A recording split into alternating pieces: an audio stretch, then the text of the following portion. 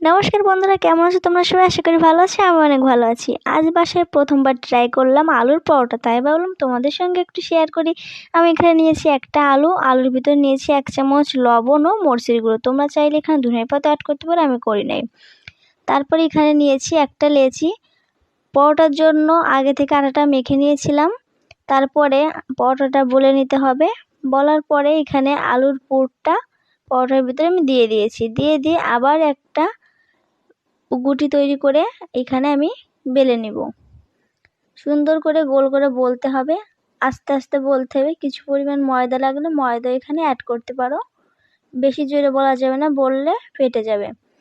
এখন আমি একটা প্যানে আমরা যেভাবে রুটি সেকি সেভাবে পরোটাকেও সেকে নিতে হবে। এপিট ওপিট করে হালকা সেকে নিব।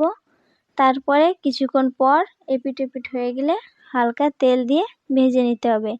বেশি তেল দেওয়া যাবে না, তেল দিলে অনেক তেল লাগবে। দেখো আমাদের তৈরি হয়ে গেছে আলুর পরোটা।